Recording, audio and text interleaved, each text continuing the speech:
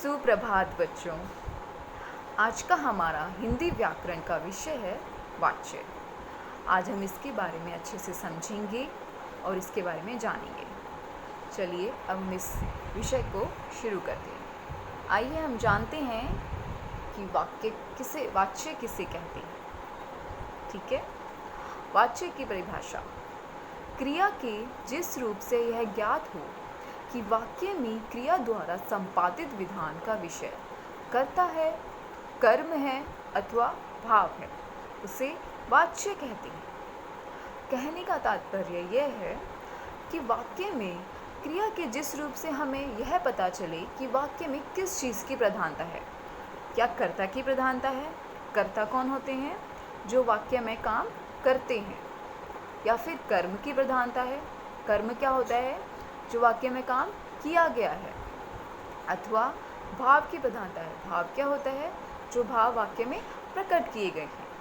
ठीक है, इन तीनों की प्रधानता बताने वाले शब्द कौन से शब्द होते हैं? वाच्य। ठीक है, चलिए अब हम आगे चलते हैं। हाँ जी, वाच्य के प्रकार। अब हम वाच्य के प्रकार पढ़ते हैं। वाच्य के कितने प्रकार होते हैं? वाच्य के 3 प्रकार होते हैं। पहला कृत्रिवाच्य, दूसरा कर्मवाच्य, तीसरा भाववाच्य। अब हम तीनों प्रकारों के बारे में अच्छे से समझते हैं, जानते हैं ये क्या होते हैं। हाँ जी, कृत्रिवाच्य: क्रिया के जिस रूप से वाक्य के उद्देश्य क्रिया के कर्ता का बोध हो वह कृत्रिवाच्य कहलाता है। अर्थात कृत्रिवाच्य मतलब जिस वाक्य में क्रिया के द्वारा कर्ता की प्रधानता को देखा गया है, दर्शाया जाता है, उसे हम क्या बोलते हैं? कृत्रिवाच्य। ठीक है, इसमें लिंग एवं वचन प्राय कर्ता के अनुसार होते हैं। अगर वाक्य में कर्ता की प्रधानता होती है तो उस वाक्य में लिंग और वचन कर्ता के अनुसार ही लगाए जाते हैं। ठीक है बच्चों, जैसे बच्चा खेलता है, घोड़ा भागता है। अब इसमें कर्ता कौन है? बच्चा। और इसमें प्रधानता भी किसकी है? बच्चे की। तो हमने लिंग एवं वचन बच्चे के अनुसार लगाए हैं। ठीक है, बच्चा खेलता है। ठीक है, उस ऐसे ही घोड़ा भागता है, इसमें कर्ता कौन है? घोड़ा।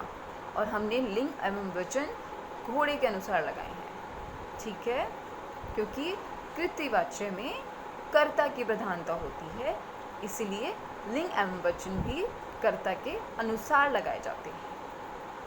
ठीक है बच्चों, देखिए इन वाक्यों में बच्चा घोड़ा कर्ता है तथा वाक्यों में कर्ता की ही प्रधानता है। जैसे कि हमने जाना अभी कि इसमें बच्चा और घोड़ा कर्ता था और इसलिए उसमें कर्ता की ही प्रधानता थी, क्योंकि ये कृत्रिवाच्य है, इसलिए हमने लिंग और वचन भी कर्ता के अनुसार लगाए थे। ठीक है बच्चों,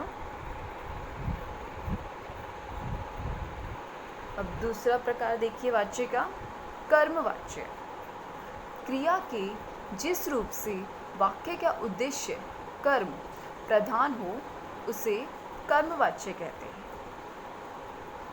अर्थात क्रिया के जिस रूप से वाक्य में हमें कर्म की प्रधानता दिखाई दे वह कौन से वाच्य होते हैं? कर्मवाच्य। जिसमें हम कर्ता को प्रधानता ना देकर कर्म को प्रधानता दें, वो कौन से वाच्य होते हैं? कर्मवाच्य। जैसे छात्रों द्वारा नाटक प्रस्तुत किया जा रहा है। अब इसमें हमने छात्रों को प्रधानता नहीं दी है, नाटक को प्रधानता दी है। जो कर्म हो रहा है, नाटक क्या है? कर्म है हमारा, उसको प्रधानता दी है, इसलिए इस वाच्य में कर्मवाच्य। ठीक है, अब इसमें हम लिंग एवं वचन भी कर्मवाच्य के अनुसार लगाएंगे। हमने यहाँ पे छात्रों के अनुसार किया जा रहा है नहीं लगाया है, किसके अनुसार लगाया है? नाटक के द्वारा। ठीक है बच्चों, अब दूसरा देखिए उदाहरण, पुस्तक मेरे द्वारा पढ़ी गई। अब देखिए, अब इसमें पुस्तक मेरे द्वारा पढ़ी गई, तो इसमें हमने कर्म पे ज़्यादा ध्यान दिया है कि पुस्तक मेरे द्वारा पढ़ी गई। अब यहाँ पे होता कि मैं पुस्तक पढ़ता हूँ, तो इसमें कर्म कर्ता की प्रधानता होती, लेकिन यहाँ पे हमने कर्ता को प्रधानता नहीं दी है। किसको प्रधानता दी है? कर्म को, जो काम किया जा रहा है उसको प्रधानता दी है, इसलिए ये भी क्या है? कर्मवाच्य। ठीक है। बच्चों के द्वारा निबंध पढ़े गए, इसमें भी किसकी प्रधानता है?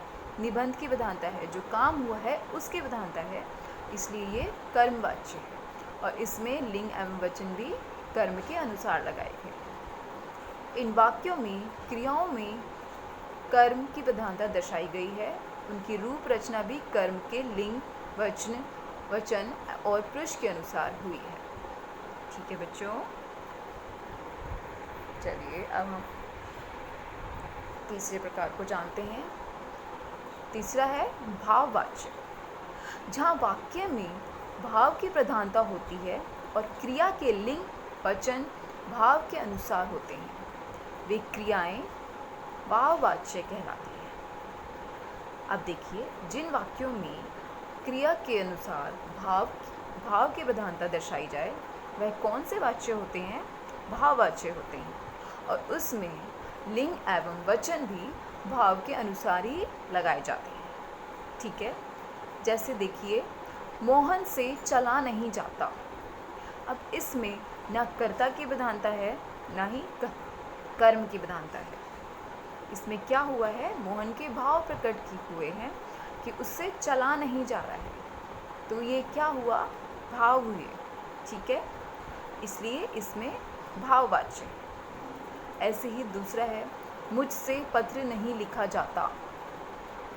तो इसमें मुझसे पत्र नहीं, अब इसमें ना हम मुझसे को प्रधानता दे रहे हैं, ना कर्ता को प्रधानता दे रहे हैं, ना कर्म को प्रधानता दे रहे हैं। इसमें उसने बोला कि मुझसे नहीं लिखा जा रहा, वो अपने भाव प्रकट कर रहा है। ठीक है, तो ये क्या हुआ बच्चों? ये हुआ भाववाच्य।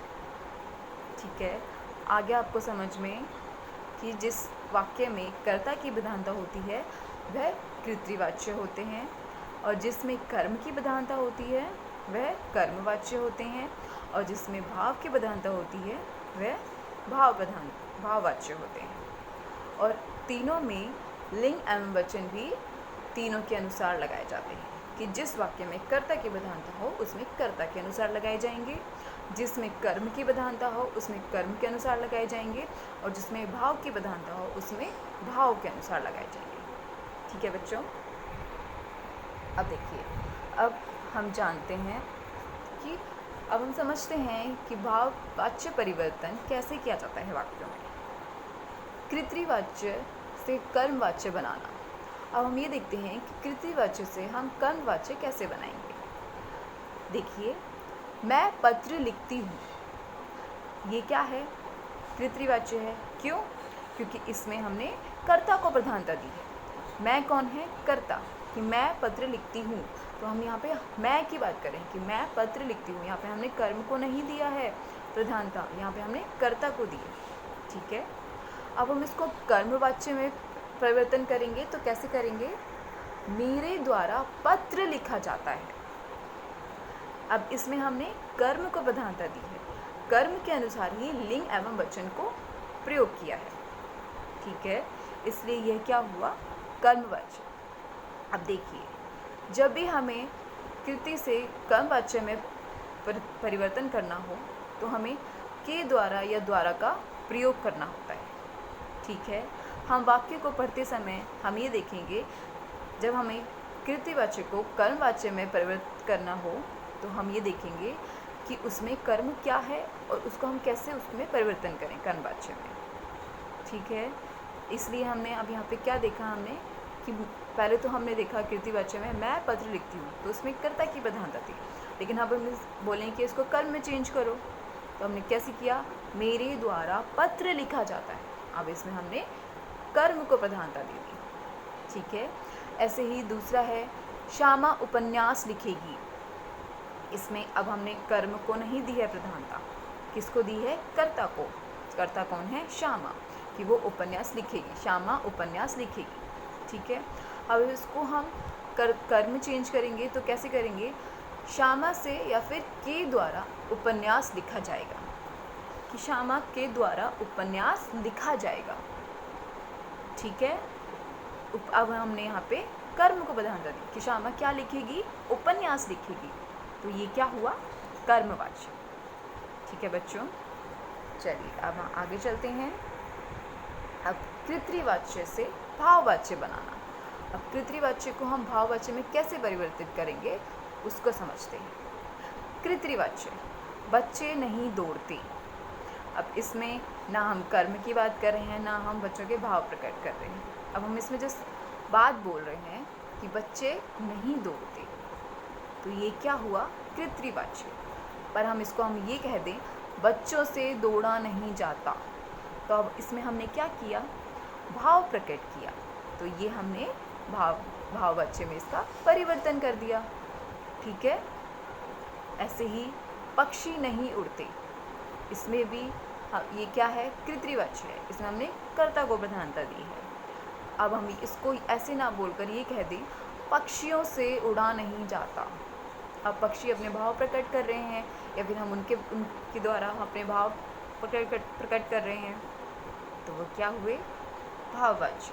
ठीक है, भाववाच्य आपको पता ही है, जिसमें हम अपने विचारों को, भावों को प्रकट करते हैं, वह कौन से वाक्य होते हैं, भाववाच्य। और उसमें लिंग और वचन भी भाव के अनुसार ही लगाया जाता है। ऐसे ही बच्चा नहीं सोया, इसमें अभी हम कर्ता को प्रधानता दे रहे हैं, बच्चे को प्रधानता दे रहे हैं, लेकिन अगर हम इसको भाववाच्य में परिवर्तित करेंगे तो बच्चे से सोया नहीं जाता। ठीक है, अब इसमें हमने बच्चे के भाव प्रकट किए। और भाववाच्य में हमें अगर कृत्रिवाच्य से भाववाच्य में प्रकट करना है तो से का प्रयोग करते हैं ज़्यादा।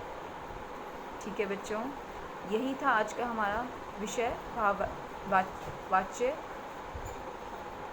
ठीक है, ओके, धन्यवाद।